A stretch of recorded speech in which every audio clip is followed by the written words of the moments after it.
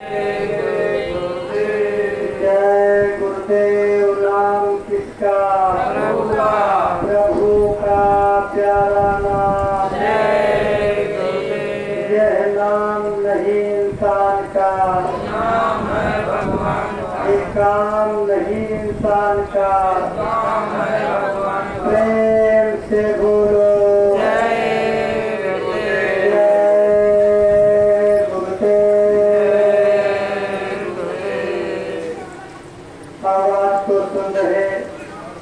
इस मोहल्ले के सभी माता पिता भाई बहन। आज का दिन, आज का समय बड़ा अनमोल है। आज आपके मोहल्ले में भैया वो करने लगे जो नमाज करते हैं। हम एक हंसे हंसवाई को कहेंगे आप चला जाए पर फिर का कहा लगा। आज आपके मोहल्ले में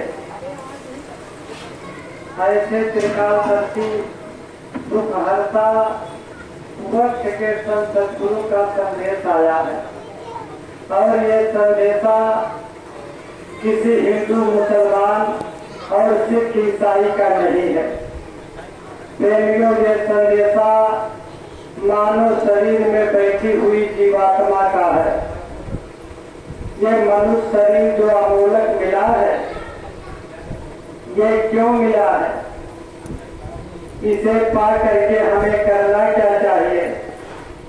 और एक दिन यहाँ से जाना है तो कहाँ को जाना? बस इसी भेद को जानने के लिए मनुष्य शरीर मिला। तो आप आइए, थोड़ा सा समय अच्छे काम के लिए निकालिए।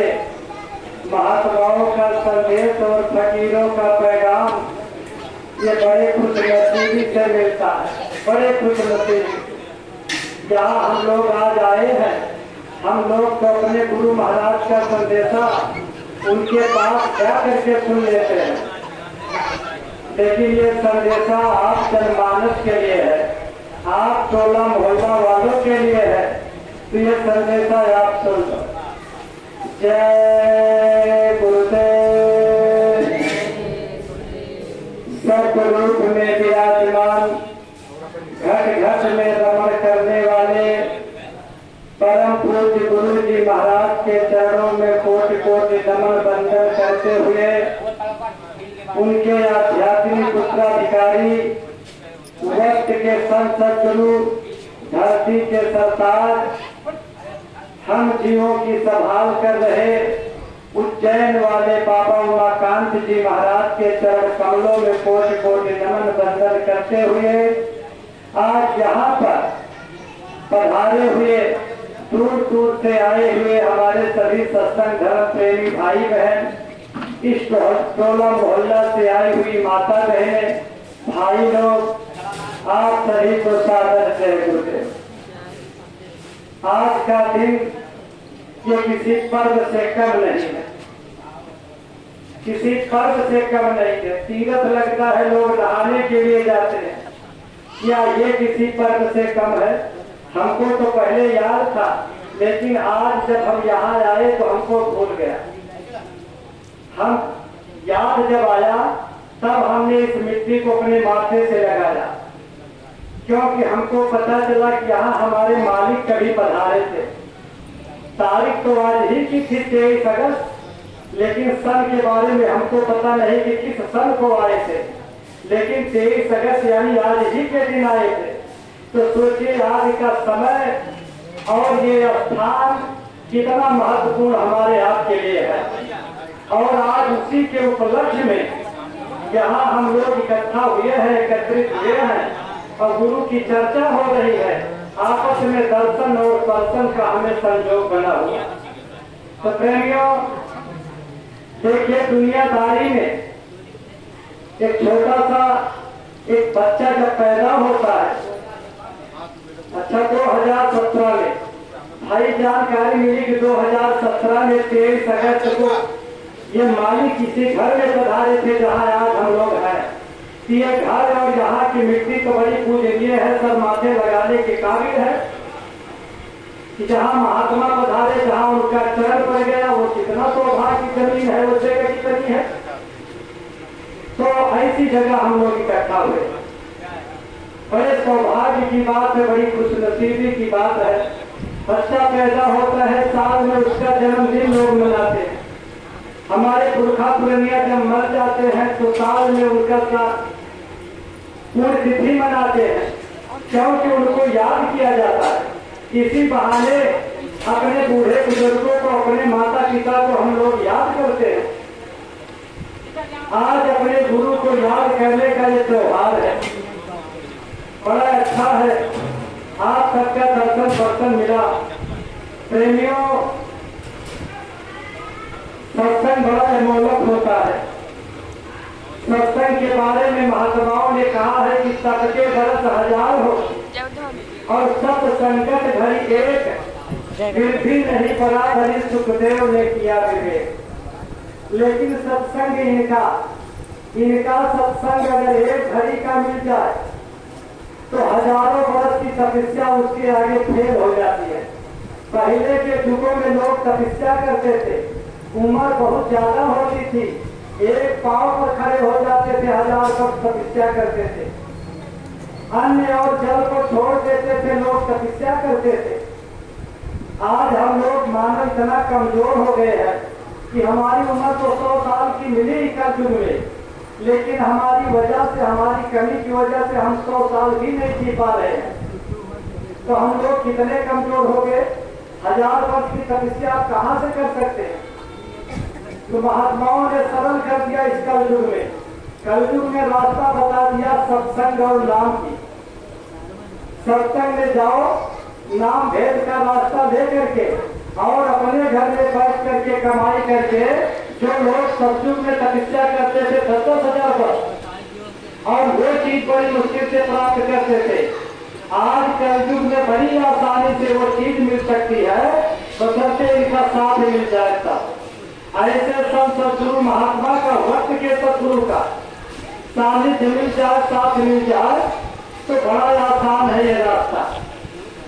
लेकिन ऐसी जगह जाने के लिए मन साथ नहीं देता, मन साथ नहीं देता। दुनिया की चीज पाने के लिए, संसारिक वस्तु पाने के लिए हम लोग रात दिन लगे हैं, और वो जिसके लिए रात दिन लगे हैं वो शरीर के लिए है, शरीर के। और यहाँ बैठी जीवात्मा, ये रात दिन की कमाई जीवात्मा के खाते में कुछ नहीं जमा होता। महात्माओं ने कहा है कि जैसे शरीर के लिए शरीर का भोजन अनाज होता है, फल फूल दूध दही होता है, ऐसे यहाँ बैठी जीवात्मा का भोजन भजन होता है। ये सत्संग भजन, ये जीवात्मा का भोजन होता है। और जीवात्मा के पार करने के लिए ही मनुष्य शरीर मिला। खाने कमाने के लिए, मौज मस्ती ऐसो आराम करने के लिए तो मनुष्य शरीर को छोड़ करके बाकी 84 में सारे जीव जंतु हैं। आप विचार कीजिए, ये कुत्ता है, बिल्ली है, गाय है, भैंस है, तमाम जानवर है, ये भी खाते पीते हैं, मौज मस्ती करते हैं, तो आराम करते हैं, लेकिन इनको फिक्र नहीं है।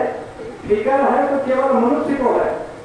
किसी जानवर को आपने कभी देखा तो बच्चा पैदा कर देता है, लेकिन स्कूल में नाम लिखाने की चिंता जानवर को नहीं है, कपड़ा पहनाने की चिंता जानवर को नहीं है, शादी करने की चिंता जानवर को नहीं है। चिंता तो सब मनुष्य को, सब चिंता मनुष्य को। तो ये शरीर, मनुष्य शरीर जो मिला, ये मौज मस्ती ऐसो आराम करने के लिए प्रेमियों नहीं, ये निज घर जाने के लिए मिला, निज घर जाने के लिए। अभी 22 जुलाई को वहां उज्जैन में गुरु महाराज ने पूछा एक प्रेमी से फोन के द्वारा कि क्या कर रहे हो। तो उसने बताया, सरकार हम सत्संग सुनाने जा रहे हैं, आपका संदेश सुनाने जा रहे हैं। तो गुरु महाराज ने पूछा, तो संदेश सुनाने जा रहे हो तो क्या सुनाओगे, जरा बताओ। अब वो बेचारा परेशान, हम तो आपके बीच में संदेश सुना रहे हैं, आप भी सुना सकते हो, लेकिन अगर ये सामने खड़े हो जाए और इनके सामने अगर बोलना पड़ जाए तो शायद जवान ही मुख में से, समझो कि जवान ही मुख में नहीं है। क्या सुनाया जाए कि डर के मारे चिट्ठी चिट्ठी गुम हो गई बेचारी। लेकिन गुरु महाराज जब बराबर कहते रहे कि क्या सुनाओगे बताओ, तो मैंने कहा सरकार हम गुरु भक्ति के बारे में बताएंगे, हम नाम दान के बारे में बताएंगे, हम मनुष्य शरीर के बारे में बताएंगे। तो मालिक ने पूछा तो मनुष्य शरीर के बारे में क्या बताओगे, जरा हमको भी बताओ।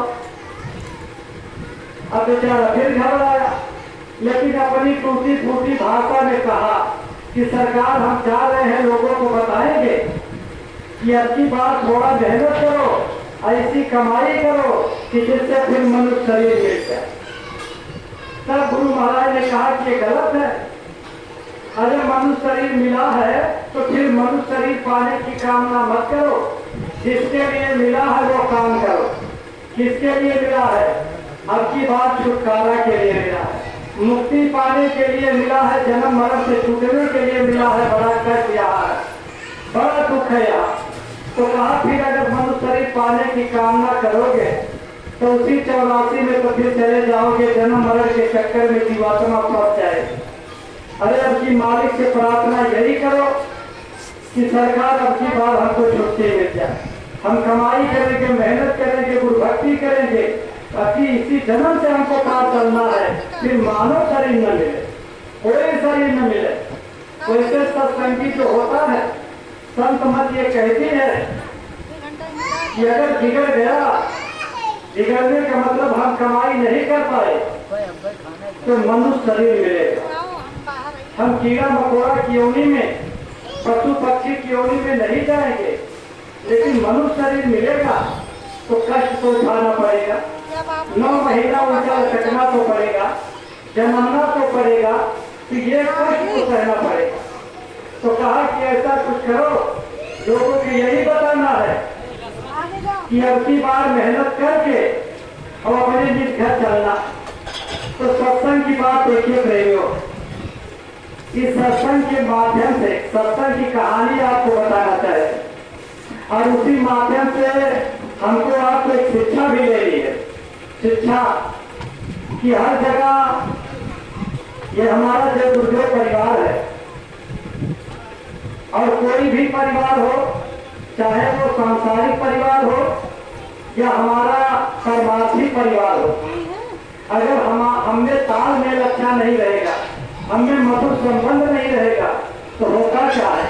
आपकी मानस कहती है, बाबा गोस्वामी जी महाराज ने लिखा है कि जहाँ कुमति तहाँ विपत्ति निधाना, और जहाँ सुमति तहाँ संपत्ति नाना। वो चाहे अपने घर का परिवार हो या परमार्थी परिवार हो, अगर हमारे आपके अंदर सुमति है, हमारा आपका संबंध मधुर है, तो हम लोग विकास करेंगे, हम आगे जाएंगे, चाहे परमार्थी रास्ते पे चाहे संसारिक रास्ते पे, तो हमारा आपका संबंध बड़ा मधुर हो जाता है। गुरु महाराज मालिक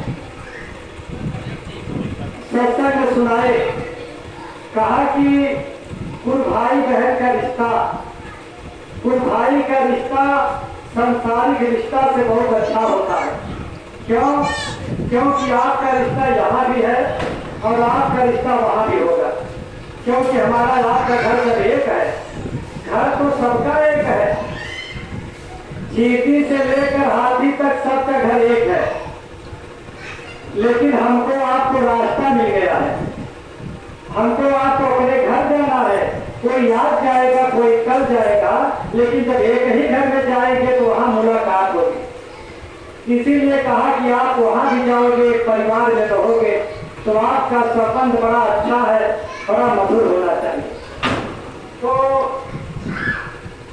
एक बार विश्वामित्र जी महाराज और वशिष्ठ जी महाराज में विवाद हो गया, झगड़ा। और झगड़ा किस बात पर हुई?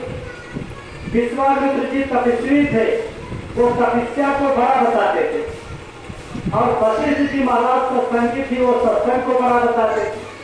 वो कहते थे कि सत्संग बड़ा है, और विश्वामित्र जी कहते थे कि तपस्या बड़ी है।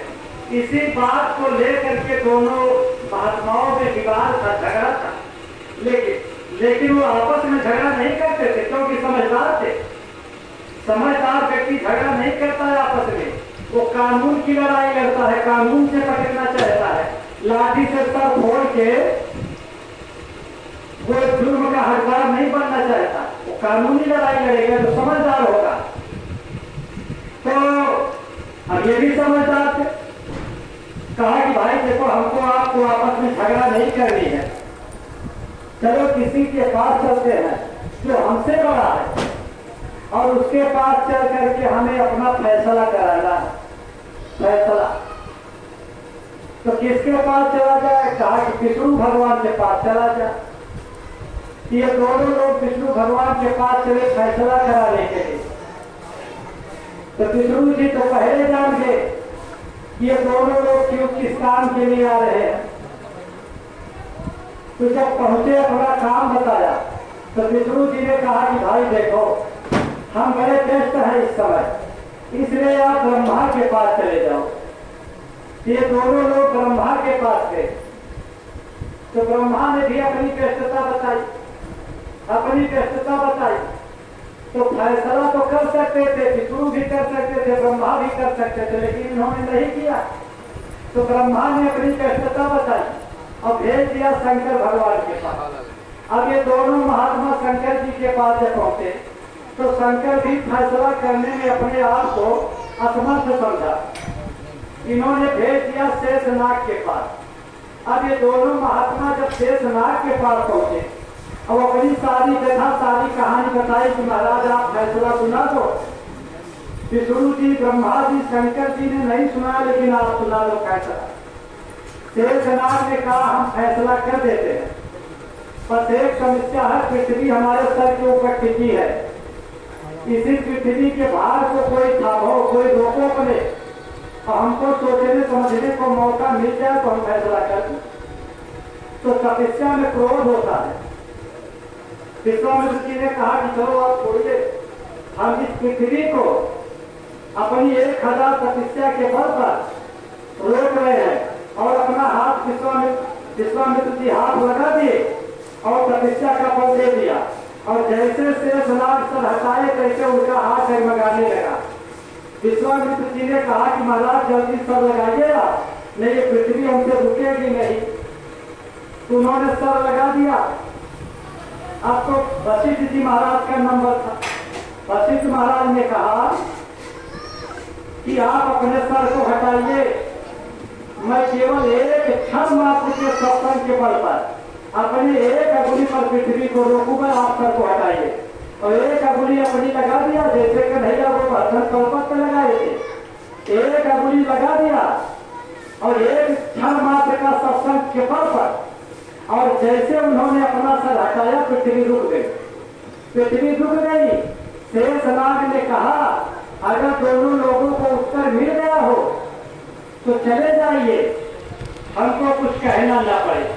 तो समझदार थे, बात समझ गए कि 1000 वर्ष की तपस्या पे पृथ्वी नहीं रुकी, लेकिन क्षण मात्र के सत्संग के बल पे पृथ्वी रुक गई। तो समझदार थे, बात मान गए और दोनों का झगड़ा खत्म। ऐसे कभी कभी हम प्रेमियों के बीच में परिवार है जहाँ 4 दर्शन होता है तो कुल कुल हो ही जाता है भैया।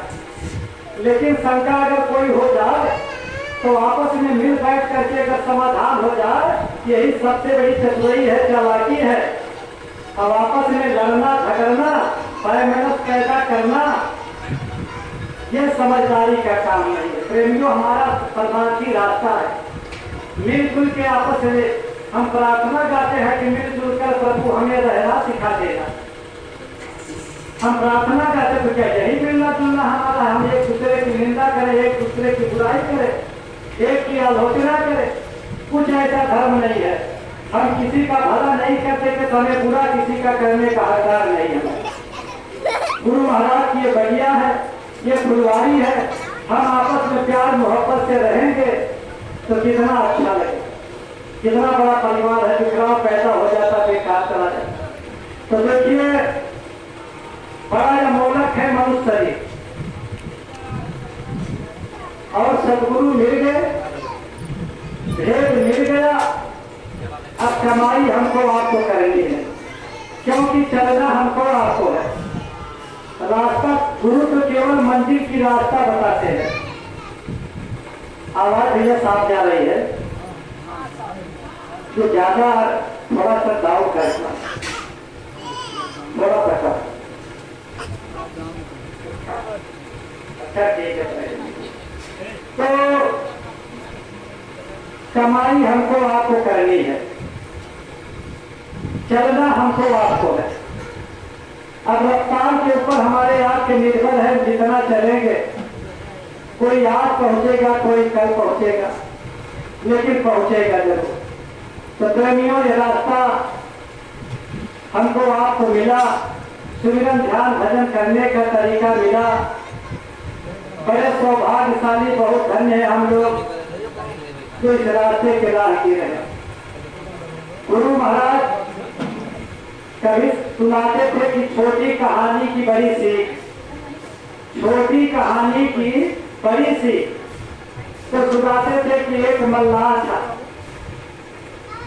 और नदी के किनारे अपनी नौका को लेकर के बेचारा इंतजार कर रहा था कि कोई आवे और उसे बैठा करके मुस्कुरा करेंगे तो हमको कुछ मिलेगा, हमारा पेट चलेगा, हमारा परिवार चलेगा।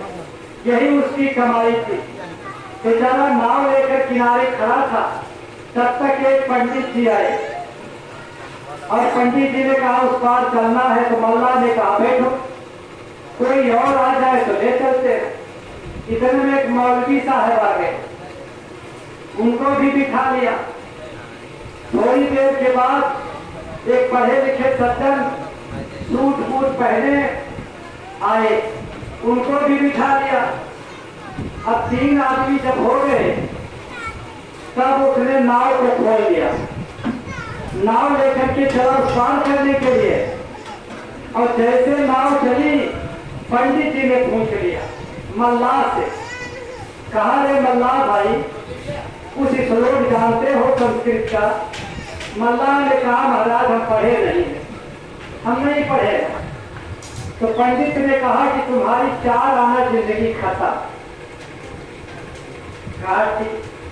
तो जब पंडित जी ने पूछा तो अब मौलवी जी चुप कैसे रहते?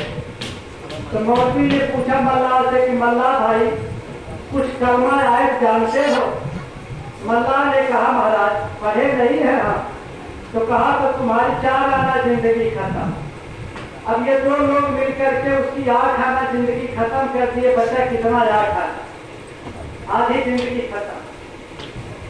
तो ये जो सज्जन थे सूट बूट पहने अंग्रेजी में बात करते थे, बेचारे ये चुप कैसे रहते? इन्होंने पूछा, अरे जब उसने पहले बता दिया कि हम पढ़े लिखे नहीं है तो फिर पूछने का सवाल ही नहीं। लेकिन सबको तो घमंड है, नाज है। उन्होंने पूछा कि भाई कुछ अंग्रेजी जानते हो? उसने कहा महाराज कुछ नहीं पढ़े हम है। तो कहा तो फिर तुम्हारी 4 आना जिंदगी हमारी तरफ से भी खत्म है। अब उसकी जिंदगी कितना बची? 4 आना, 12 आना जिंदगी तो तीनों लोग मिल करके खत्म कर दिया, बची 4 आना। अब वो नाव चलाया जा रहा है। हुआ क्या कि नाव बाउंडर आया तूफान, अब नाव डगमगाने लग रहा था कि नाव अभी डूब जाएगा। तो मल्लाह ने कहा पंडित जी से कि पंडित जी अब श्लोक पढ़ो, हमको लग रहा कि नाव डूब जाएगी, बचाओ इसको। पंडित जी ने कहा कि हमारे श्लोक पढ़ने से नाव नहीं बचेगी। तो मौलवी जी से कहा कि आप अपना कुछ कलमा आयत पढ़िए। कहा या हमारी बुद्धि काम नहीं करेगी। तो कहा अंग्रेजी वाले से, कहा भाई आप भी कुछ कोई उपाय करिए। उसने कहा इस पानी में नाव में हमारा ज्ञान नहीं लगेगा। तो कहा ठीक है, आप लोगों ने तो हमारी जिंदगी 12 आना पहले खत्म कर दिया था, 4 आना हमारी जिंदगी बची है और 4 आना ले करके हम तो पार जा रहे हैं। ये बताओ क्या आपको तैरना आता है किसी को? कहा नहीं आता तैरना। कहा जब तैरना नहीं आता तो आपका सारा ज्ञान बेकार। अगर तैरना नहीं आता तो आपकी 16 आना जिंदगी लेकर के अब यहाँ डूबो और हमको तैरना आता है, 4 आना जिंदगी लेकर हम पार जा रहे हैं। वो बेचारा कूद गया तैर करके पार हो गया, बाकी तीनों लोग डूब करके मरे।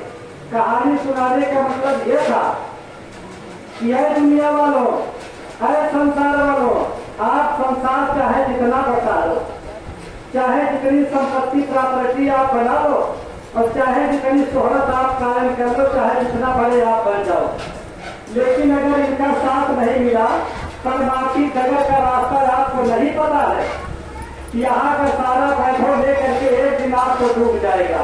और अगर ये रास्ता मिला, यहाँ तो बस केवल 4 दिन की चादरी है, यहाँ का जो भी कुछ दिखाई दे रहा है, कहावत हमें यहाँ कही जाती है बंधु कि 4 दिन की चादरी फिर अंधेरी रात।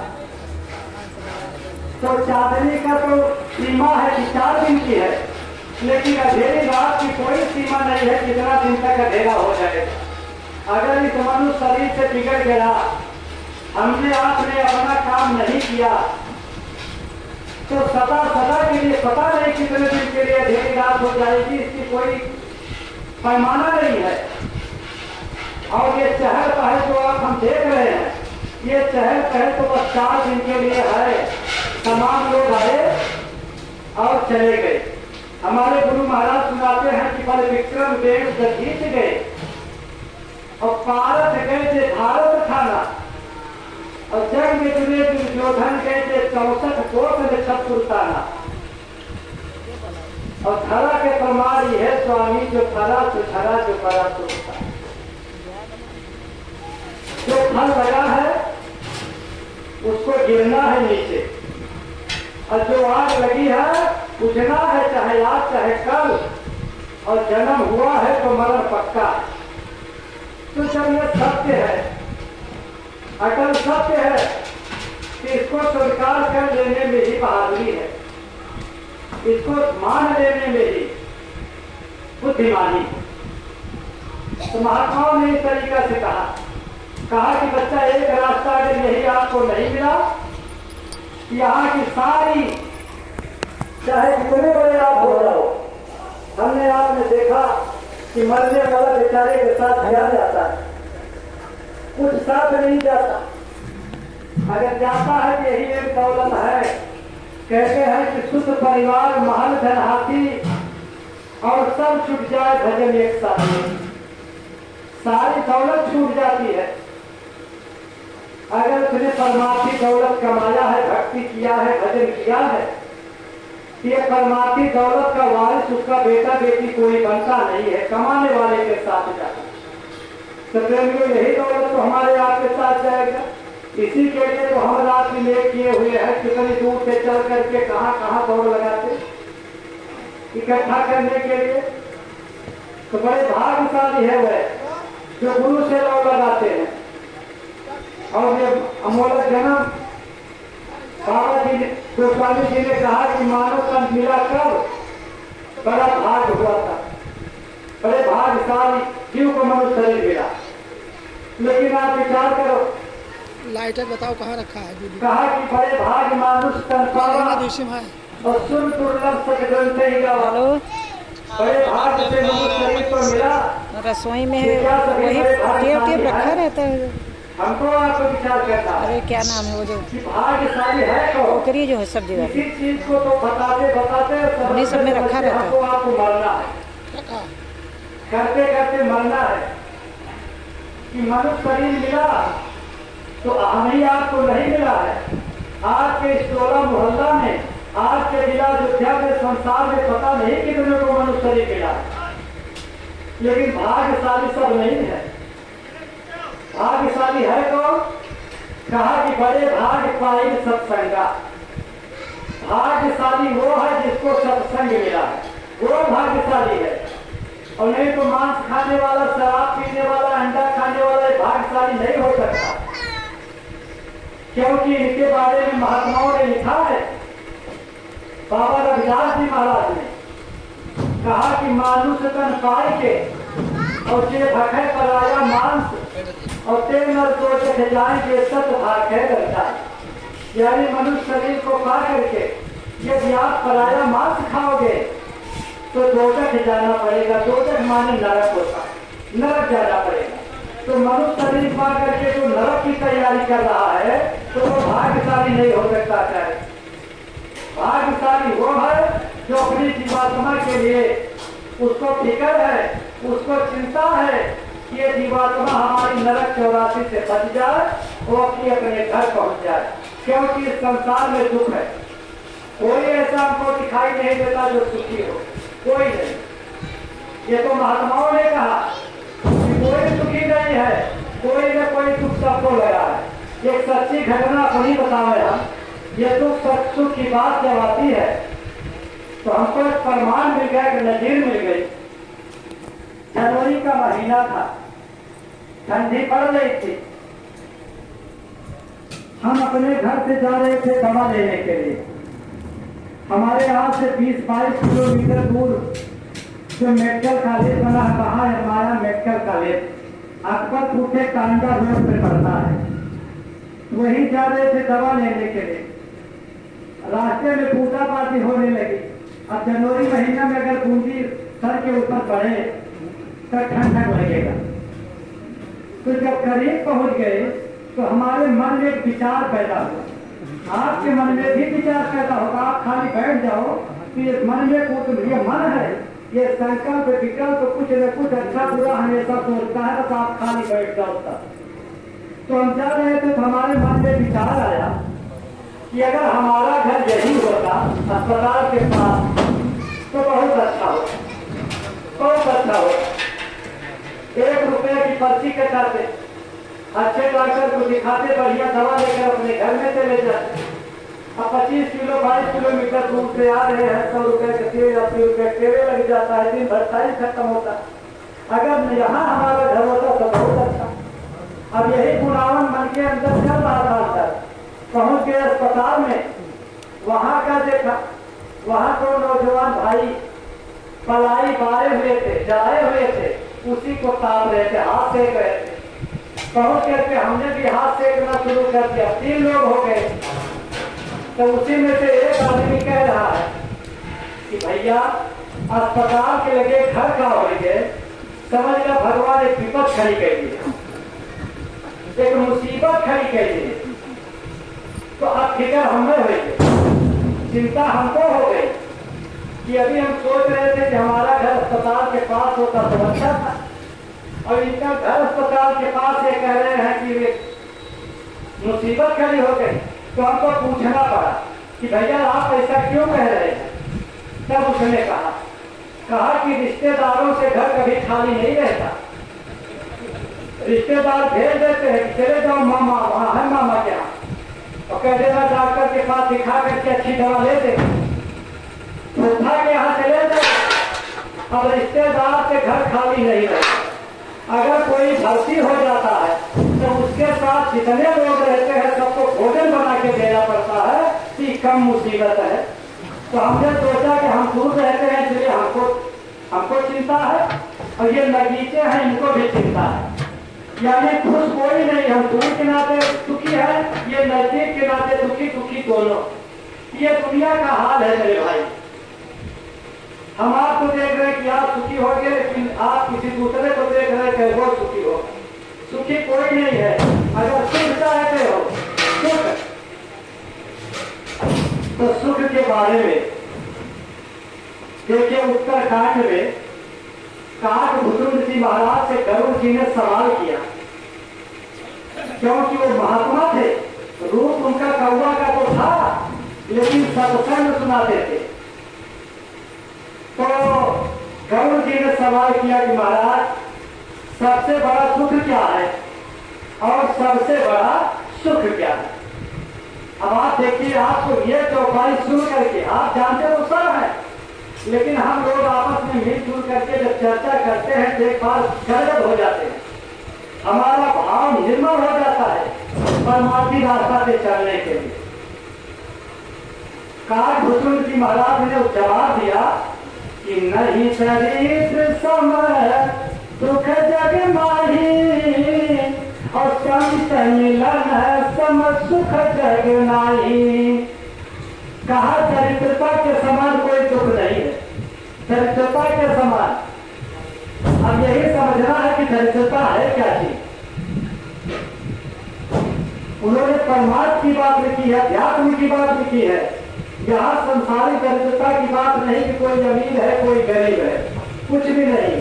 यहाँ जिसने जो बोया है आज वो काट रहा है। कोई देखता है तो लालच लगती है कि कोई 4 चक्का गाड़ी से जा रहा है, हमको मोटरसाइकिल नहीं, लालच लगता है। किसी की हवेली ऊंची देखते हैं तो लालच लगता है। लेकिन बंधु ये उसकी पहले की तपस्या है, पहले की। कैसे? अगर किसी ने बहुत ऊंचा कर्म किया, तपस्या किया, दान पुण्य किया और उसका जब अगला जन्म मनुष्य के घर में होगा तो कहाँ पैदा होगा? मुकेश अंबानी के घर पैदा होगा। कुछ करना नहीं है, सब हरा हरा दिखाई दे रहा है, कारोबार अच्छा चल रहा है। अखिलेश भैया के घर पैदा होगा, तुरंत हवाई जहाज से उड़ेगा। आप ऐसी फैजाबाद अयोध्या में किसी बड़े सेठ साहूकार के घर पैदा होगा, करना कुछ नहीं है, अरबों खरबों का वारिस बन के बैठ जाता है, केवल जन्म ले लेगा, बस इतना करना। लेकिन जन्म उसने लिया कैसे? उसका पूर्व जन्म का फल तपस्या नेक कर्म ले जाकर के उसने ऊंचे खानदान में उसको पैदा कर दिया है। और जिसने जीवन भर केवल कांटा बोया है, कांटा, तो आज तो उसका घर दरिद्र के घर जन्म होगा और जीवन व्यर्थ उसको कांटा चुभेंगे। जीवन भर धूप में रात में बेचारा मेहनत से परिश्रम करेगा, फिर भी बाल बच्चों के लिए हर साधन नहीं जुटा सकता। प्रेमियों, इसमें हमारी आपकी आज की कारीगरी नहीं है, ये पिछड़ी कारीगरी है जो हम आप कोई बड़ा है कोई छोटा। तो कहा नहीं दरिद्र संसुख जन्माही। दरिद्रता का मतलब बताया कि जिसके पास भक्ति रूपी धन नहीं है, जिसके पास भजन रूपी धन नहीं है, वो कंगाल है। क्यों? क्योंकि लेकर के तो वही जाएगा, वही तो परमार्थी दौलत काम आएगा। अपने यहाँ चेतावनी गाई जाती है कि रे मन मुसाफिर निकलना पड़ेगा, काया कुटी खाली करना पड़ेगा। भाड़े के क्वार्टर को क्या तू संवारे, एक दिन तुझे घर का मालिक निकाले और होकर के कैद तुझे चलना पड़ेगा, काया कुटी खाली करना पड़ेगा। आएगी नोटिस जमानत न होगी,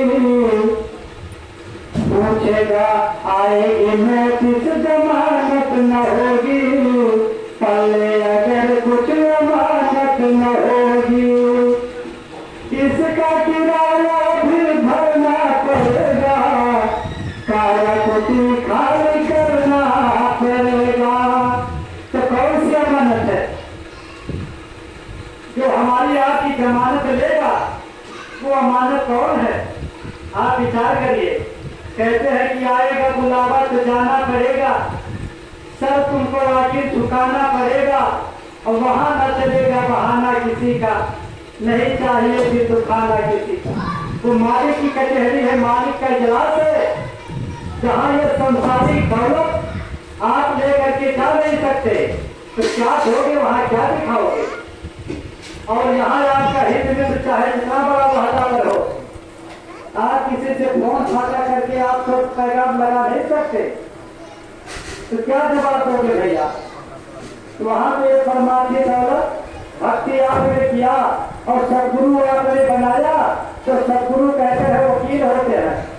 ऐसे परमार्थी वहां जो मालिक का ईश्वरीय इजलास है उसके वकील महात्मा होते हैं।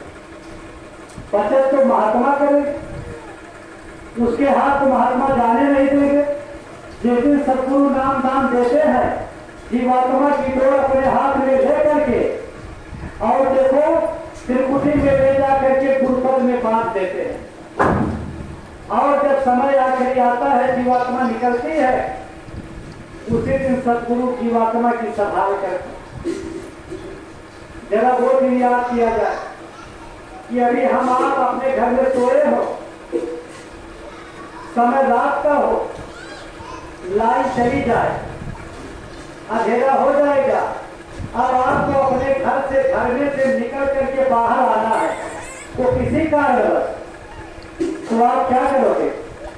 लाइट तो चली गई, अब आप मोबाइल चलाओगे या टॉर्च जलाओगे, तब अपने घर से बाहर आप निकलोगे। जबकि अपने घर के अंदर बाहर दिन में पता नहीं कितने बार की लाइट चली गई, अंधेरा हो गया, तो आपका निकलना बड़ा मुश्किल हो गया। तो जरा प्रेमियों ये देखा जाए, एक दिन हमको आपको ऐसी डगर में चलना है जिसको आज तक हमने देखा नहीं, वो डगर चलनी है। और मोबाइल घर वाले ले लेंगे, आप टॉर्च जलाते हो घर वाले ले लेंगे, हमको आपको अकेले चलना है। तो कौन प्रकाश वहां दिखाएगा, कौन सी रोशनी वहां काम आएगी? तो देखो गुरु ये दो शब्द होता है, गुरु माने अंधकार कहते हैं, गुरु माने प्रकाश कहते हैं। जो अंधकार से निकाल के प्रकाश में ले जाता है उसी को तो गुरु कहते हैं। तो अज्ञानता से निकाल करके और ज्ञान को सिखा करके जो परमार्थी रास्ते पे चलाता है वो गुरु होता है। तो ऐसे संत सदगुरु का हमको आपको साथ मिल गया कि जीवात्मा जब इसमें से निकलेगी गुरु हाजिर नाजिर हो जाएगा। और इसीलिए तो हम मेहनत कर रहे हैं, इसीलिए मेहनत कर रहे हैं। कैसे? एक लड़की की जब शादी हो जाती है तब वो दुल्हन बन करके जब अपने ससुराल जाती है, अब उसके सुख और सुख की जिम्मेदारी किसकी हो जाती है? उसके पति की, जिसके साथ उसकी शादी हुई है। अब वो सुहागन हो गई है, सारी जिम्मेदारी उसके पति की हो जाती है, सुख और सुख। ऐसे यहां बैठी जीवात्मा ये कुंवारी है, स्त्रीलिंग है, कुंवारी है। अगर ये सुहागन न हुई, ऐसे जीवन इसका बीत गया, तो आप विचार करो इसका साथी कौन बनेगा? जब तक माता पिता है तब तक दावा रहता है बेटी अपने घर में माता पिता के बल पर जीवन यापन कर सकती है। लेकिन जिस दिन माता पिता चले जाएंगे और उसके भाई का राज आ जाएगा और भाभी घर में आ जाएगी, मलकिन बन जाएगी, तब उसका जीवन दुर्लभ हो जाएगा, तब उसके घुट घुट के जीना है। लेकिन अगर वो सुहागन हो जाए, उसकी शादी हो जाए, अपने घर चली जाए, तो अपने घर की मालकिन बन जाएगी, उसका हुक्म उसके घर में चलेगा। ऐसे प्रेमी यहाँ बैठी जीवात्मा ये कुमारी है। और इसकी शादी जब हो जाती है, शादी कब होती है? जब गुरु मिलते हैं, जब गुरु रास्ता दे देते हैं कि ये दूल्हा हो जाते हैं और जीवात्मा हो जाती है दूल्हा। अब पति की सारी जिम्मेदारी है इसकी सुख में हमेशा। लेकिन एक बात और है, दुल्हन का भी तो कोई फर्ज है। अरे कोई लड़की ससुराल चली जाए और अपने पति के खिलाफ हर काम करे तो पति को कितना प्यारी लगेगी। ऐसे गुरु के साथ शादी तो हो गई, तो हम अपने गुरु के आदेश में जब चलेंगे, गुरु की बात को जब मानेंगे, तो ये गुरु हमारा पति के रूप में जीवात्मा की देख रेख तब तो करेगा, दुल्हन के साथी तब तो बनेगा। अब कोई दुल्हन तो अपने घर में हमेशा झगड़े करे, लड़ाई करे, पति का अपमान करे, तो वो दूल्हा वो पति बेचारा भगवान से विनती करेगा, मालिक जिससे हमारा सफर छोड़ा देता तो अच्छा। और अगर अपने छोड़ दे तो सारी मुकदमा कायम हो जाता, बड़ा झंझट है। तो ऐसे एक सदगुरु दूल्हा है, जीवात्मा दुल्हन है। अब अपने दूल्हे की बताए हुए रास्ते पे चलना है और जीवन इन्हीं के साथ बिता करके और सदा के लिए अपने घर जब पहुंच जाएंगे, तो उसके लिए महात्माओं ने कहा है कि जहां जाए सुख हो या पारा और कहूं नहीं आओ यह संसार। वो अपना देश और अपना धाम है, जहां अगर एक बार हम पहुंच गए, जीवात्मा पहुंच गई, तो फिर इस मृत्यु लोक में काल माया के देश में जन्म मरण के लिए आना नहीं। तो कितना बढ़िया सुखमय अपना देश है। और हम यहाँ कंगाल बन के फिर रहे हैं, कंगाल बन के फिर रहे हैं। एक महात्मा हुए थे, उन्होंने कहा कि भीखा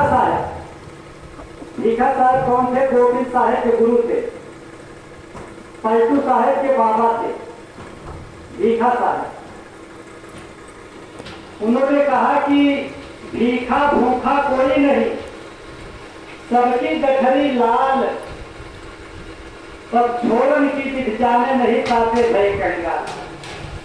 सबकी गठरी लाल है, सब माला माल है, लेकिन वो तरीका नहीं पता है कि गठरी खोली कैसे जाए। अच्छा, गठरी अगर न खुले, आपके बक्सा में खजाना भरा है, अरबों रुपया आपके बक्सा में भरा है और ताला लगा है, बक्सा न खुले तो क्या मतलब? भरा है, पड़ा है तो पड़ा है, आपके कोने काम के भैया। ठीक इसी प्रकार से परमार्थी दौलत महात्मा ने कहा सबकी गठरी लाल है, वो चीज रास्ता सबके अंदर से गया है अपने घर जाने का, पर तरीका नहीं पता है, इसलिए हम आप कंगाल बन के दर दर भटक रहे। कहाँ दर दर? कोई पूरब में, कोई पश्चिम में, कोई उत्तर में, कोई दक्षिण, और गठरी अपने पास है और भटक कहाँ रहे हैं? बाहर। तो सबसे बड़ा धोखा यही। एक महात्मा थे, इसके लिए उन्होंने कहा, चेतावनी है। महात्मा कबीर साहब के शिष्य थे, धर्मदास जी महाराज। ये सेठ थे, साहूकार, और बहुत बड़ी दौलत थी इनके पास, लेकिन तब तक ये धर्मदास थे। और जिस दिन उनको गुरु महाराज मिल गए कबीर साहब, और कबीर साहब के कहने पर इन्होंने सारी दौलत अपनी लुटा दिया, तो इनका नाम गुरु महाराज धनी धर्मदास रख दिया। जिस दिन उन्होंने संसारी दौलत को लुटाया और परमार्थी दौलत को इकट्ठा किया, तो गुरु महाराज इनके नाम के आगे एक शब्द जोड़ दिया कि धनी, कि अब ये धनी हो गए। कहा धनी धर्मदास। और जब गुरु महाराज कबीर साहब शरीर छोड़ दिए, तब उनके गद्दी के उत्तराधिकारी बन गए धर्मदास जी महाराज। और दुनिया के बारे में जब देखा, पूजा, तो इन्होंने चेताया दुनिया को, चेतावनी के रूप में बताया। कहा कि दुनिया वाले समझो, कहा कि पिया तुम्हारे खो जाता है, गुजर गई रतिया। पिया का मतलब परमात्मा, और रतिया का मतलब समय पूरा हो गया। 60, 70 साल, 80 साल का जो उम्र मिला, ये समय पूरा हो गया और वो मालिक मिला नहीं। उन्होंने कहा, बड़ा कड़वी भाषा महात्मा की होती है, और कड़वी इसलिए होती है तो सच्चाई है, तो सच्ची चीज तो कड़वी होती ही भैया। तो उन्होंने कहा कि हिंदू बेचारा कैसे खोज रहा भगवान को, कि काशी में खोजो, बनारस में खोजो, काशी में खोजो, बनारस में खोजो, और मथुरा में खोजो, काशी गई छतिया। पिया तुम्हें खोजते गुजर गई रतिया। मिले नहीं पिया, परमात्मा नहीं मिला, तो हिंदू क्या करता है?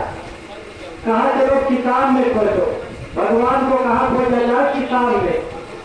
तो गीता में खोजो, रामायण में खोजो, और वेद पुराण पलटी जाओ पोतिया। पिया तुम्हें खोजते गुजर गई रतिया। अब किताब में भी भगवान नहीं मिले, तो बेचारा मुसलमान, हिंदू मुसलमान में दोनों में तो संबंध अच्छा नहीं है, इसलिए मुसलमान अलग खोज रहा भगवान को, कि मक्का में खोजो, मदीना में खोजो, और मस्जिद में जाए के दरोदार न किया। पिया तुम्हें खोजते गुजर गई रतिया। धर्म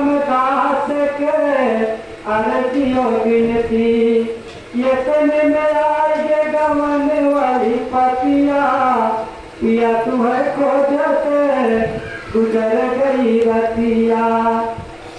समय पूरा हो गया, जो परवाना लेकर के आए कहा कि चलो आपने बहुत खोजा, ये किराए का मकान जो परमात्मा ने तुझे 70-80 साल के दिया, 60 साल के लिए दिया कि तू इसी में कमाई करके परमात्मा को खोज लो, तो तूने बहुत खोजा, बाहर भटका, बाहर खोजा, लेकिन किसी भेदी को साथ में नहीं लिया। तो चलो समय पूरा हो गया। यहाँ देखो कोई नए लोग अगर बैठे हो, इस बात को आप समझो कि पूजा तो सब लोग करते हो, चाहे हिंदू हो, मुसलमान, सिख, ईसाई, किसी भी मजहब के लोग हो, सब पूजा करते हैं, भगवान को मानते हैं।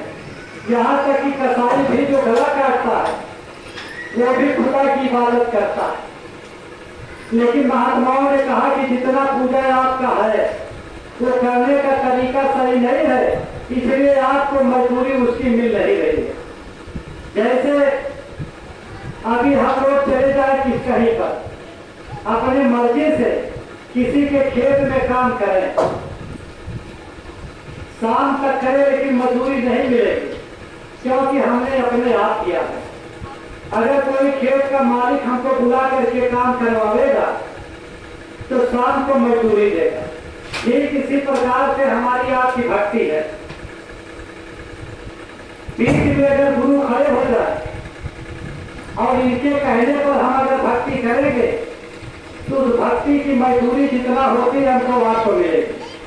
साहब कबीर ने कहा कि गुरु बिन माला फेरता और गुरु बिन देता दान, और बिन गुरु सब निष्फल गया गावत वेद पुराण। बिना गुरु के सब आपका बेकार। फिर कहा कि राम कृष्ण से को बड़ा वो नहु तो गुरकीन, और 3 लोग के थे धनी गुरु आगे आधे। 3 लोग के मालूम भगवान कृष्ण थे और राम थे, लेकिन गुरु के आगे अधीन थे। जो गुरु कहते थे सो करते थे। आपने देखा होगा राम जी अपने गुरु के पैर दबाते थे, और कन्हैया गुरु के यहाँ जब शिक्षा ग्रहण कर रहे थे, चूल्हे में लकड़ी खत्म हो गई, गुरु माता ने आदेश दिया तो कन्हैया जंगल में गए, लकड़ी तोड़ करके लाए।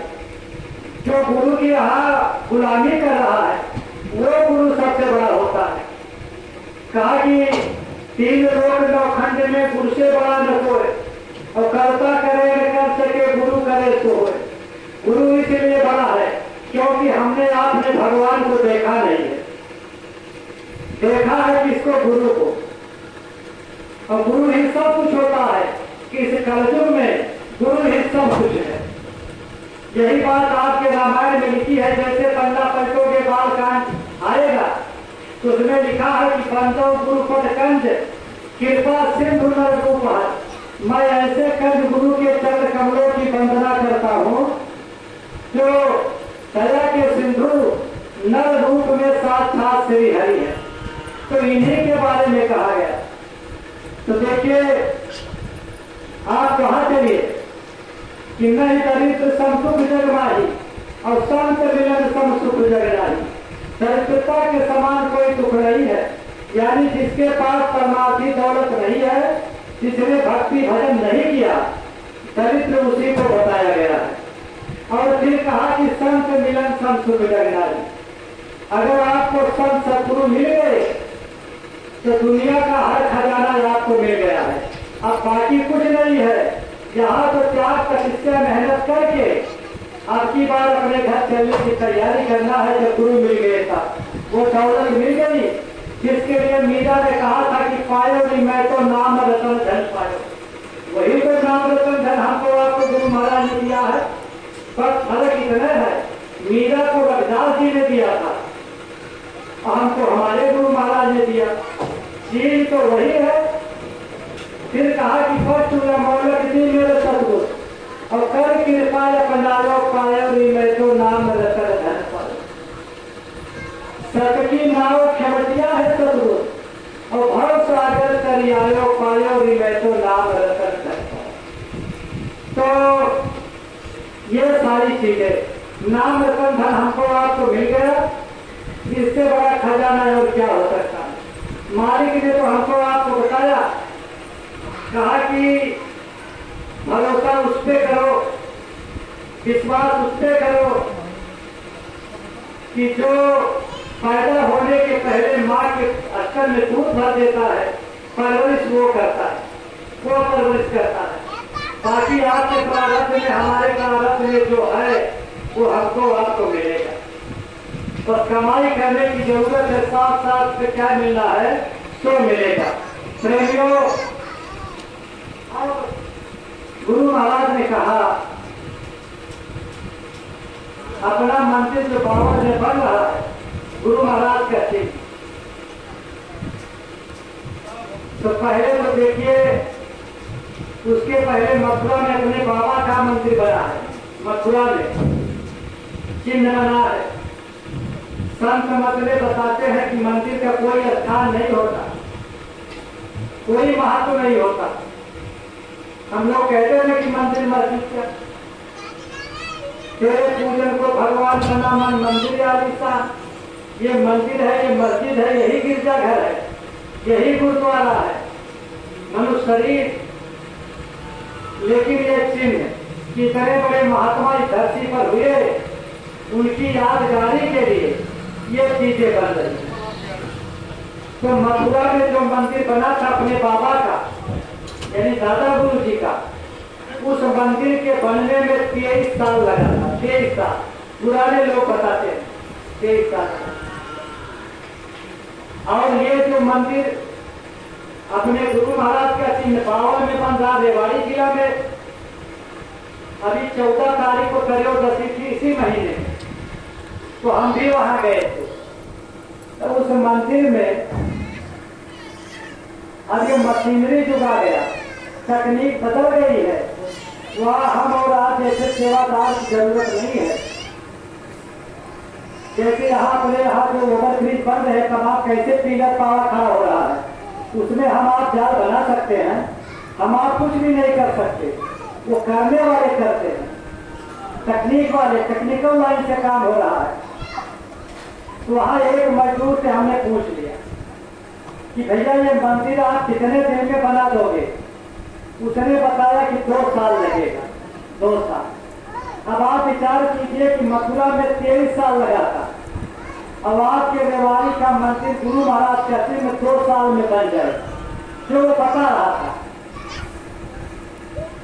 तो इसमें सेवा, वैसे तो गुरु महाराज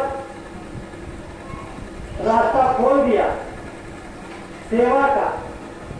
परमार्थी सेवा का मतलब आपके जीवात्मा के खाते में सीधा जमा होगा, वो परमार्थी रास्ता। कहा कि महीने में 2 तिथि, त्रयोदशी कृष्ण पक्ष की और पूर्णमासी, 2 दिन परमार्थी सेवा होगी। इसमें माता बहनें और पुरुष दोनों के लिए है, कोई रोक नहीं है, सबके लिए आदेश है। आप चाहे उज्जैन पहुंच जाए, जो जहां जिसको सुविधा हो, या आप रेवाड़ी 52 में पहुंच जाए और वहां सेवा करके 1 दिन के लिए परमार्थी दौलत आप कमा सकते हैं। मौका दिया मालिक ने और कहा कि देखो संगत में बात बतानी है प्रेमियों को, ये अपने आश्रमों पर आने जाने की आदत डालें पूरे परिवार के साथ। आपकी बार कोई गया है, दोबारा परिवार में कोई चला जाएगा, फिर तीसरा चला जाएगा। लाभ तो सबको मिलना चाहिए, सबको। और फिर कहा कि त्रयोदशी और पूनम का जो त्योहार है, तिथि है, यदि आप किसी कारणवश उज्जैन और बावन नहीं जा सकते, तो आपके जिले में जहाँ ये व्यवस्था हो, त्रयोदशी का भंडारा, पूनम का भंडारा जहाँ मनाया जाता हो, आप पूरे जिले के लोग वहाँ पहुँच करके सेवा करो परमार्थी। अब कहोगे कि त्रयोदशी का भंडारा में परमार्थी सेवा कहाँ से होगा? अपने जिले में। जैसे हमने सुना अभी 12 तारीख को त्रयोदशी आएगा, 12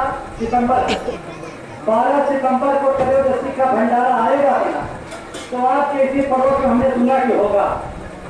हाँ, आपके पड़ोस में त्रयोदशी का भंडारा होगा। तो आप कहोगे कि वहां परमार्थी सेवा कहाँ से मिलेगा, क्योंकि यहाँ न मट्टी सबसे रखना है और न ईटा ढोना है न पत्थर ढोना है। यहाँ परमार्थी सेवा कैसे मिलेगी? अरे परमार्थी सेवा मिलेगी, आप नाम ध्वनि करोगे 24 घंटा, 24 घंटा। आप बिछावन बिछाओगे, भोजन बनेगा, आप भोजन बनाने में सेवा करोगे, परस के खिलाओगे, जूठी पत्थर उठाओगे। अरे यही तो गुरु की परमार्थी सेवा है, यही तो परमार्थी सेवा है। यानी आप कुछ भी कर दो त्रयोदशी के दिन, वो सब आपके परमार्थी खाते में जुड़ जाएगा। तो ये 2 चीज निश्चित कर लो आप। और 2 दिन भंडारा चलेगा। हो सकता है कि आप पूनम के दिन भंडारा नहीं चलाते हो, तो अब से तो आपको पूनम के दिन भंडारा चलाना पड़ेगा। और पूनम के दिन त्रयोदशी के दिन कोई बच्चा आप बुलावेंगे, आस पास के लोग को निमंत्रण देंगे और उसको सत्संग सुनवाएंगे, उसको भोजन प्रसाद आप ग्रहण करवाएंगे। ये भी काम आपको करना है। और आना जाना लगा ले, आने जाने की आदत डालनी है। और दूसरी बात समझना है कि हर जगह साप्ताहिक साधना केंद्र बना है, हर जगह बना है। तो लोग 1-2 बार जाते हैं, इसके बाद उनका मन जो है कि उसकी तरफ से खत्म हो जाता है। लोग सोचते हैं कि कितना करें, कितना करें, खत्म इसलिए होता प्रेमियों क्योंकि हमारी आज की लड़ाई हम मरते दम तक चलेगी। और दुनिया की जो पूजा करते हैं उनकी लड़ाई देखो साल में 1 दिन होता है। इसलिए उनके अंदर कितना उत्साह रहता है, कितना जोश रहता है। अभी आपने देखा सावन का महीना, कांवड़ वाले चाय उठाए और कितनी जोश खरोश के साथ, चाहे पानी बरस रहा हो, लेकिन फिर भी वो कंधे पे कांवड़ लेकर के और अपना नारा बोलते हुए बेचारे चले जाते। लेकिन इतना है कि उनकी लड़ाई बस केवल 2-4 दिन की है। उसके बाद अगली बार जब सावन आएगा साल भर के बाद, तो फिर वो 4 दिन के लिए कांवड़ उठाएंगे और जहां से उठाएंगे, जहां ले जाना है पहुंचा करके, और जिस रंग में पहले थे उसी रंग में फिर रंग जाए। यानी सावन के बाद जो मुर्गा खाता है वो फिर मुर्गा खाएगा, जो शराब पीता था वो सावन के बाद फिर पिएगा, यानी उसी रंग में रंग जाएगा। और हमारी आपकी भक्ति में बस यही अंतर है, यही अंतर है कि जब गुरु महाराज ने रास्ता बताया, आप पीछे मुड़ के नहीं देखना, आप पीछे मुड़ना नहीं है, दिनों दिन ये परवान चढ़ना है। परवान कैसे चढ़ना है? एक चेतावनी है, परवान कैसे चढ़ना है कि सतगुरु सगर नहाला, सतगुरु सगर नहाला, गुरु निर्मल धारा, सतगुरु सगर नहाला, गुरु निर्मल धारा, गुरु मलयागी शीश सरब सम। बता रहे कि गुरु और शिष्य का संबंध, रिश्ता कैसा होना चाहिए। गुरु हो मलय माने चंदन का पेड़, चंदन का पेड़ गुरु होता कैसा? चंदन का पेड़। और शिष्य को कैसा होना चाहिए? सर्प जैसा। सर्प बताते हैं, सर्प चंदन के पेड़ में शीतलता होती है और सर्प के अंदर गर्मी होती है, तपन। तो चंदन के पेड़ जहाँ होता है ना, सर्प जाता है उसी में लिपट जाता है और उसको ठंडक महसूस होती है। बस यही रिश्ता गुरु और शिष्य का है कि गुरु मलयागिरी शिष्य सरप सम, और लपटी के तपन बुझाया, गुरु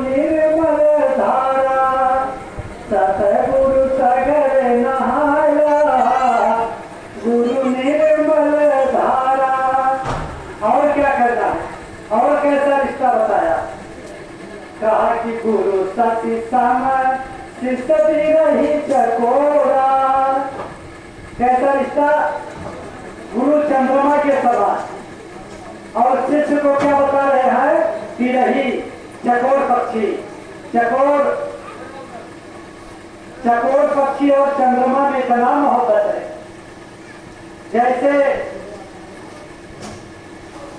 जैसे एक चकोर पक्षी बेचारा, देखो भक्ति कैसे करनी है। हम आप गिर जाते हैं अपने भक्ति से, अपने पैर से हम टूट जाते हैं, लेकिन महात्माओं ने उदाहरण देकर के एक पक्षी का तो हमको आपको समझाया है कि नदी के किनारे पेड़ था और उसी पेड़ पर बैठा था पपीहा। गर्मी का दिन था और बेचारा पी कर रहा। पपीहा पानी नहीं पीता, प्यासा मर जाएगा पपीहा, लेकिन पानी नहीं पिएगा क्योंकि वो भक्ति करता है।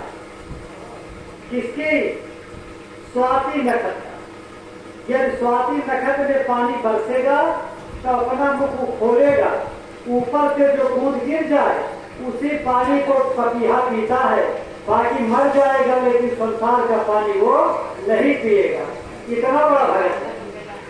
लेकिन प्रेमियों, हम आप क्या करते हैं? घर में कितना फोटो लगाए, विचार करो। घर में हमारे आपकी कितना फोटो है, हम अपना माथा कहाँ झुका देते हैं। और पपीहा पक्षी मर जाएगा लेकिन दुनिया का पानी नहीं पिएगा, जबकि धरती पे बताते 3 हिस्सा जल है, 3 हिस्सा पानी है, लेकिन नहीं पिएगा, मर जाएगा। पिएगा तो स्वाति नक्षत्र का पानी। तो बैठा था बेचारा और पी की आवाज लगा रहा था। दोपहर का समय था। इतने में आया पहेलिया और देख लिया तो उसने निशाना लगा दिया, धनुष से बांध कर भागी और छोड़ दिया तीर। जाके पपीहा पक्षी को लगा और जब वो लगा तो बेचारा उड़ गया, घायल अवस्था में उड़ा। गति उसकी किधर थी? जिस ओर नदी बह रही थी। नीचे नदी बह रही है, ऊपर पपीहा उड़ रहा है, घायल हो गया है, लेकिन अब उड़ नहीं पा रहा है। अब नीचे गिरने लगा। जब गिरने लगा तो देख रहा कि नीचे पानी है। बेचारा रोने लगा कि है विधाता, क्या मेरी भक्ति आज मरते दम टूट जाएगी? आज तक हमने दुनिया का पानी अपने मुख में नहीं लिया, लेकिन आज लगता है ये पानी मेरे मुख में चला जाएगा और मेरी भक्ति आज खत्म हो गई। अब वो गिरते गिरते क्या किया? पलटी खाया और अपने मुख को ढूंढ लिया कि मेरे मुख में एक बूंद पानी न जाने पाओ। पलटी खा गया, मुख ऊपर हो गया। और वही किनारे एक महात्मा जी थे, उन्होंने जब देखा उसकी दशा, सिर्फ दोहा पढ़ लिया। एक दोहा कहा कि पड़ा पपीहा सुरसरी, सुरसरी माने गंगा जी। पड़ा पपीहा सुरसरी, लगा बधिक का बाण और मुख मुझे तुर्त गगन में निकट गए ऊपरा। शिवाले पपीहा, अगर किसी को भक्ति सीखना हो तो तुझसे सीखे, तुझे मरते दम तक अपनी भक्ति को दिखाए। प्रेमियों, यही तो हमको आपको करना है, मरते दम तक अपनी भक्ति को कायम रखना, मरते दम तक। क्योंकि हमारी आपकी भक्ति हमको आपको रास्ते से अलग करने के लिए इस संसार में बहुत से हैं, बहुत से लोग हैं। सबसे बड़ा तो शत्रु हमारा मन ही है, जो हमको इस रास्ते पर चलने नहीं देता। कैसे? अभी आज जहां सत्संग आप सुन रहे हो आज, और अभी मान लीजिए कोई संजोग बन जाए कि कल यहीं से 1 किलोमीटर गिरजा कुंड पर ये भैया के घर सबका नाम भैया रहा, आदित्य भैया के घर सत्संग हो कल, तो हमारा ही सत्संग, हम ही आए सत्संग सुनाने के लिए। तो इसी वजह से आपका मन यही कहेगा वह जब कलियां सुनाए रहे वह फिर सुने, तो कहाँ चला जाए? मना इसे कहे कहाँ चला जाए, वही कलिया वाली बतिया तो कहाँ चला जाए बतिया तो वही अक्कर बात। दूसरा बात कहाँ से आए, आप विचार करें दूसरा बात आए कहाँ से भैया। बात तो एक ही है, लेकिन यहाँ सिंहासन मंच इनका लगा, आप इनके सामने बैठे हो, आप इनके सामने बैठे हो, जितनी देर आपके सामने आप बैठे हो। अभी यहाँ पर आदित्य भैया के घर प्रशिक्षण कार्यक्रम चल रहा था थोड़े दिन पहले, और प्रशिक्षण देने के लिए जो भाई हमारे आए थे वो एक सच्ची मिसाल अपने गुरु महाराज की बता रहे थे। पूरी तरीका से याद नहीं है, बता रहे थे कि किसी के यहाँ सत्संग था कहीं पर,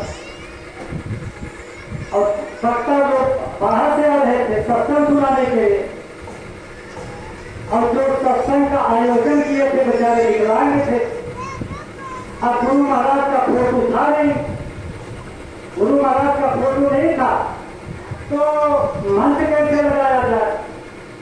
और जो जिसको ऊपर जिम्मेदारी थी फोटो लाने का, वो विकलांग आदमी बेचारा वो लाने का भी परेशान हो जाएगा। तो लोगों ने पता नहीं कैसे मान लिया कि चलो भैया बिना फोटो पे सत्संग सुना दे, बिना फोटो।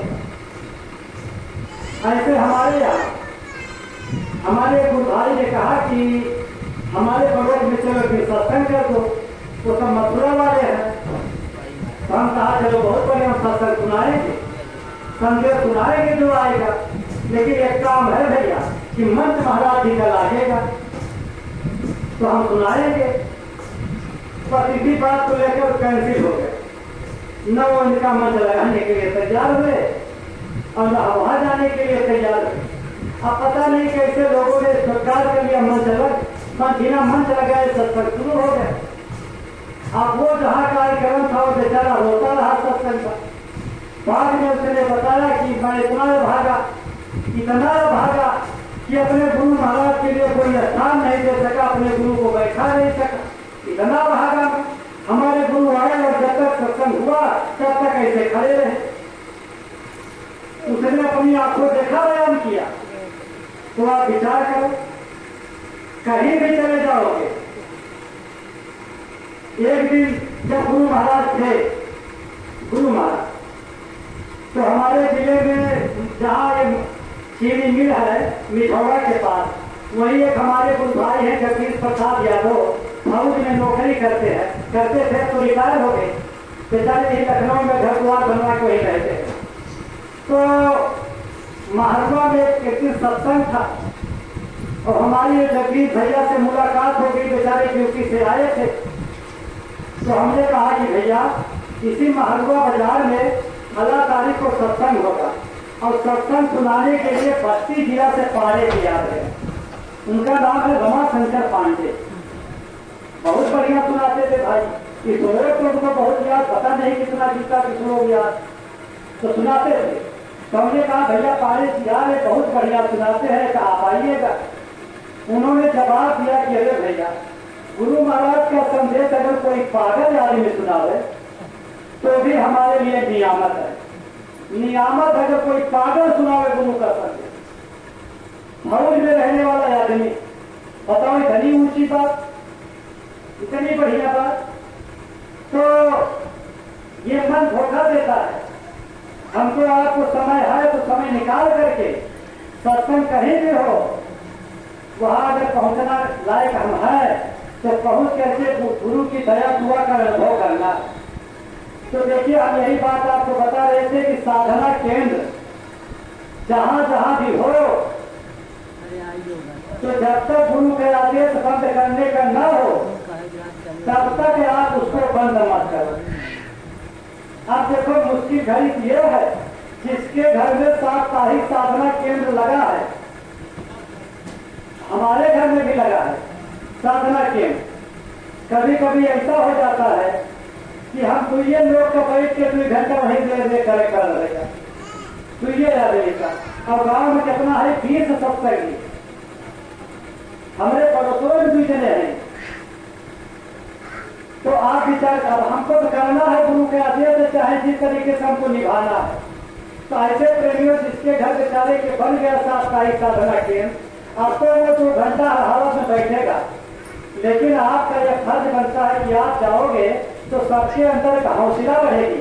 अपनी संख्या को देख करके हमारे अंदर हौसला उत्साह बढ़ता है, और 2 घंटा के बजाय अगर ज्यादा बैठना पड़ जाए तो भी हमको अच्छा लगता है, और अकेला बैठना पड़ जाए तो भारी लगता है भैया। तो जितने लोग सुन रहे हो बात, अपने साधना केंद्र पर जरूर जाना, नागा मत करना। मुसलमान भाई हैं, नमाज का समय होता है बेचारे शटर गिरा देते हैं, अपना दुनिया का काम बंद कर देते हैं, लेकिन चले जाते हैं मस्जिद में नमाज पढ़ जाते हैं। हमारे गुरु महाराज जो रास्ता बताए, क्या हम उनसे ज्यादा कच्चे हैं? अपने आप को पक्का बनाना है। तो देखो ये गुरु भक्ति का रास्ता है, हम मिसाल दे रहे थे कि गुरु गुरु शिष्य भी रही चकोरा। जब चंद्रमा सुबह शाम को इधर निकलता है ना, जब चकोर पक्षी आता है पेड़ की डाली पे बैठता है और उसी चंद्रमा को निहारता है, क्योंकि उससे बड़ी मोहब्बत है, उसी को निहारता है। और चंद्रमा धीरे धीरे अपनी दिशा को बदलता है, दिशा को। वो चंद्रमा जैसे जैसे दिशा बदलता है, धीरे धीरे पूरब से पश्चिम को जाता है। ऐसे वो चकोर पक्षी अपने गर्दन को झुकाता है, और झुकाते झुकाते एक समय पीछे की तरफ मोड़ देता है। तो ऐसे हमको आपको बनना है कि गुरु शिष्य भी रही चकोरा, और लखी लखी नयना जुड़ाया, गुरु निर्मल धारा। इन्हीं की बात कही जा रही है कि लखी लखी नयना जुड़ाया, गुरु निर्मल धारा। और कैसा उदाहरण दिया, कहा गुरु दीपक सेवक पंखी समय। अब तो दीवा बदल ना कर देगा। सबके घर देखा बिजली आई है, अगर बिजली चली जाएगी इन्वर्टर चले, वो जला के देख रहे इन्वर्टर ना बात तो इमरजेंसी लाइट चले। अब दीपक ना जला जाए, पहले जब ये सब ना रहा तो दिया जला जाता। यही पर सतवा की नाम कपो कपो पार्टी भिराएगा, तो वही दीवा के आग चारों तरफ घेर ले, और वही बाहर जल जाए बेचारे। देखिए ना भैया, वही में जल के मर जाए, लेकिन दीवा के छोड़ के भागे ना। सुधरवा देखकर कितना मारा पड़ा रहती है, लेकिन दीवा के छोड़ के भागे ना। तो ऐसे बताओ सही कि गुरु दीपक हुए, तो हमें तुम्हें क्या बनाओ सही, पंखी पाखी के समान कि जल के मर जा, जिनके आदेश में जल के अपने आप को कुर्बान के दा। कि गुरु दीपक सेवक पंखी सम, उड़ी उड़ी जिसम जलाया, गुरु निर्मल धारा। सतगुरु सगर नहाया, गुरु निर्मल धारा। आखिरी लाइन है कि गुरु पारस सेवक सार सम। गुरु को पारस और शिष्य को लोहा बता देते, लेकिन सदगुरु कहते हैं कि पारस पत्थर जो होता है लोहे को सोना बनाता है, लेकिन सदगुरु जीव को अपने समान बनाते हैं, अपने में मिलाते हैं। गुरु पारस और शिष्य सार सम, सुवर्ण मोहि बनाया, गुरु निर्मल धारा। सतगुरु सगर नहाया, गुरु निर्मल धारा। अब उसी गुरु महाराज जी जिसके लिए हम लोग चर्चा कर रहे हैं कि अपने आप को भस्म कर दिया जाए जला करके, आज उसी हमारे गुरु का चिन्ह बन रहा है पावन में। तो कहा इसलिए सेवा बनाने वाले तो बहुत है, सेवा देने वाले तो बहुत है। एक ही आदमी गोवर्धन को उठा सकता है, एक ही आदमी उठा सकता है, लेकिन लाठी जितने लगा देंगे श्रेय सबको मिलेगा। कि हमने भी उठा, अगर हम लाके लगाएंगे तो कहने का हकदार रहेंगे कि हमने भी उठाना है गोवर्धन पर्वत। पुराने लोग बताते थे, तब हम नहीं जुड़े थे, कि अपने संगत में दो भाई थे, उनका नाम था मनु भाई पटेल, गुजरात के रहने वाले थे, अहमदाबाद, और बहुत धनवान थे, उनके बहुत तरफ चलती थी। और मथुरा जहाँ मंदिर है वहीं उनके पास जमीन थी, उनका घर भी था मथुरा में। मनु भाई पटेल ताज पहनते थे थोड़ा। तो एक बार गुरु महाराज काफिला लेकर के गए गुजरात प्रांत। काफिला तो कई प्रांत का था, लेकिन जब गुजरात प्रांत में काफिला गया तब मनु भाई पटेल गुरु महाराज के सामने जाकर के हाथ जोड़ के अर्जी किया। कहा सरकार, जब तक हमारे गुजरात में काफिला आपका रहे उतने दिन के लिए सरकार हमारी सेवा कबूल कर लीजिए। जितना खर्चा लगेगा, वो चाहे भंडारे की हो और चाहे आपकी गाड़ी की हो, चाहे टेंट की हो, चाहे मंच की हो, चाहे जितना जो भी सेवा लगता है, हुजूर मेरा लगेगा, आप स्वीकार कर। गुरु महाराज को स्वीकार कर लिया। अब चाहे 2-4 जिला हुआ होगा, तब गुरु महाराज ने मनु से बुला करके कहा अरे मनु, तुम ही सब ले लोगे, 3 विचारों का क्या होगा? जो वहां बैठे थे और लोग, और जो गुजरात प्रांत के और गुरु भाई हमारे थे, उनके लिए गुरु महाराज ने कहा कि तुम सभी सब तुम ही ले लोगे, ये बेचारे क्या करेंगे? इनका भी सेवा को लगना चाहिए। अब आप विचार करो, तो दे ही रहा था, उसमें गरीब की सेवा लगने की क्या जरूरत थी? लेकिन अगर हम लोग 1 रुपया 10 रुपया 100 रुपया नहीं देंगे तो हमको क्या मिलेगा? तो सब ने सेवा दिया, आगे भंडारा चला, सब कुछ चला, सबको वो लाभ दिया। तो ऐसे वो जो मंदिर बन रहा है, बनवाने वाले बहुत पूंजीपति हैं, लेकिन हमको आपको क्या देते? आज है सौदा खड़ा करने का, खड़ा सौदा। एक बार आपने देखा, ये गुरु नानक जी, इनके पिताजी का नाम था कालूचंद, बिजनेस व्यापार था इनके पास। नौकर चाकर थे, 2 नौकर थे, एक का नाम लहना था, एक का नाम मर्दाना था। नौकर, उसी समय इनका जन्म हुआ नानक जी का। धीरे धीरे बड़ा होने लगे, लेकिन इनकी रुझान परमात्मा की तरफ। जन्म से ही उनका संस्कार जगा, मन नहीं लगता था पढ़ाई लिखाई में, दुकान दफ्तर में मन नहीं लगता था, भजन में भक्ति में मन लगता था। पिता ने सोचा कि बताओ कि अगर ये इसमें लग जाएगा तो मेरे ये इसका क्या होगा, बिजनेस व्यापार का क्या होगा? तो उसको फंसाना चाहा, पढ़ाना लिखाना चाहा, स्कूल में नाम लिखाया। तो जो मास्टर पढ़ाते थे, नानक जी उससे आगे ज्यादा जानते थे, उससे आगे की विद्या जानते थे जो मास्टर पढ़ाता। धीरे धीरे बड़े हो गए। पिताजी ने क्या किया, कहा कि ये काम चलेगा नहीं, पहले इसको फंसाओ, इसकी शादी कर। शादी सब जानते हैं, शादी कर दोगे तो फंस जाएगा। सदिये से लोग फंसते। सोचो, अब सही कहा महात्माओं ने। एक महात्मा ने कहा कि रहीमन प्यार दिया भी है, या मैंने शादी, लेकिन उन्होंने कहा है यहाँ सबके लिए लागू नहीं कहा गया कि रहीमन प्यार दिया भी है। ब्याह हमारे रोग है, सके तो लिए बचाए, और बंधन गले परत है, ढोल बजाए बजाए। ये बंधन रोग कैसे बना था? डीजे बजाए बजाए, कितना गाय बजा फंस जाते हैं। कौन करे भैया? अब तो हमारी गाड़ी छूट गई। 3 बजे गाड़ी हमें घर तक जाता है।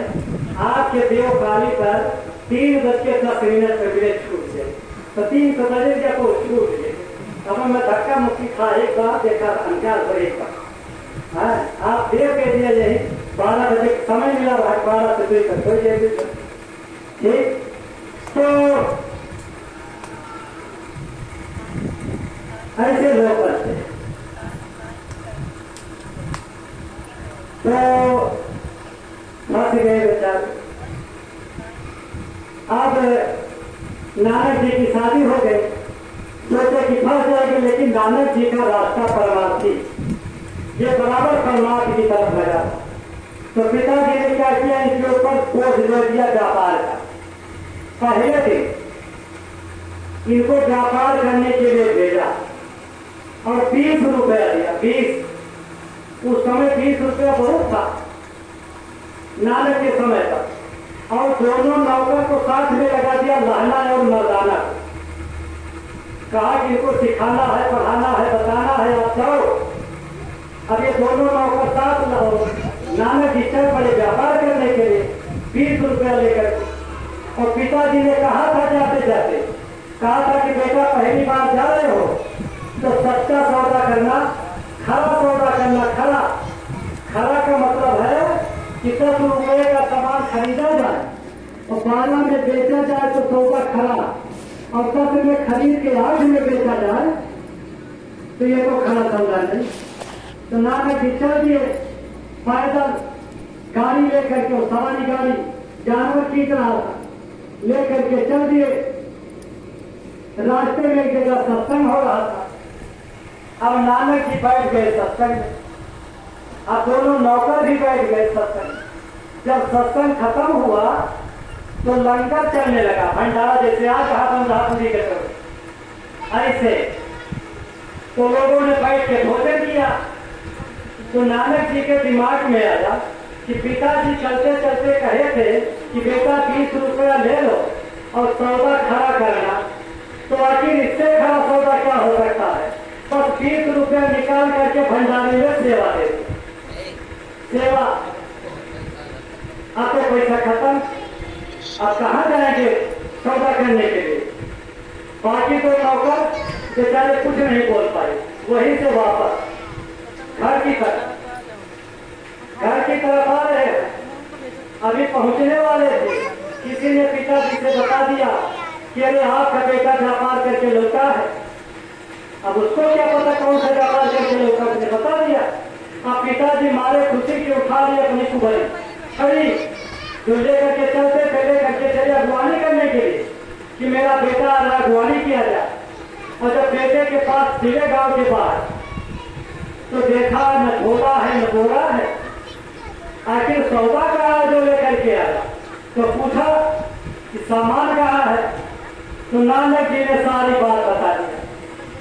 अब पिताजी को इतना क्रोध लगा कि यहाँ से यहाँ तक जल गया और उसी अपने छड़ी से पीटना शुरू कर दिया नानक जी को, सारी शरीर लाल कर दिया मार के। अब उसको क्या पता कि कौन सा खरा सौदा किया।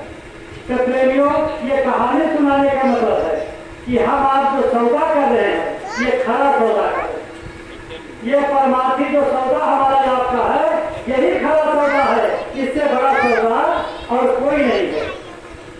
मैं भी याद करा जाए कौन कि माटी कजहिया माटी में मिल जाई, जौने दिन सुगनवा फरार हो जाई, जौने दिन सुगनवा फरार हो जाई। आप देखा जाए कि अब तक हम ही आप कौन कपड़ा की दुकान पे चला जाए कि कपड़ा खरीदे, कितना थान पर चलाए गए। माता बहने जब साड़ी खरीदे जाती कितना पैकेट खोलवाए देती बेचारे से कि 400-500 1000 2000 की साड़ी ले गई तो 50 पैकेट खोलवाए दिए, बटोरा करें घंटा, उनके मना भी नहीं होते। लेकिन जब जीवात्मा निकले तब यही घरा वाले गई है और जब सबसे अच्छी कपड़ा बाब है खरीद के गई है और वह कह रही है का कर रहा भैया तब का कर रहा कौनो जोर चले कौनो नवाबी तब चले।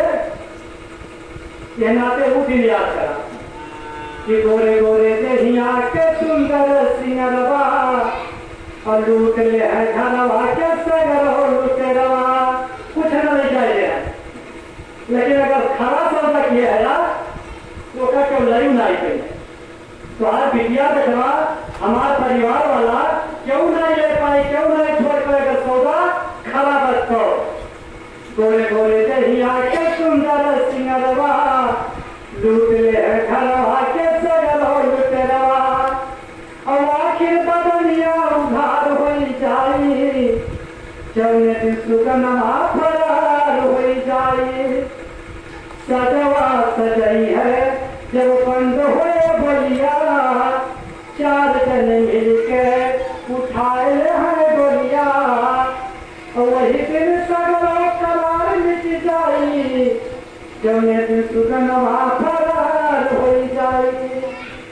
तो भैया सारा करार तो वही दिन मिटे। ये मन ये माया में इतना बन गया है, ये मरे वाला आदमी हुए कहीं लगे चला जा। अब पूछा जाए कि दादा बहुत बनाया, फैजाबाद में कई जगह तू मकान खरीद लिया, 4 चक्का गाड़ी आई है, कितना साधन जुटाई गया, सब उठाओ कहे धोआ दादा। अरे भैया कुछ तो हो ही गए, लेकिन एक जमीन राम जन्मभूमि के लगा खरीद रहे हैं और सोचे पहले वह बन जाए, लेकिन जानू बनवाए वह बनवाए पा जाए तो वह लेके जाए।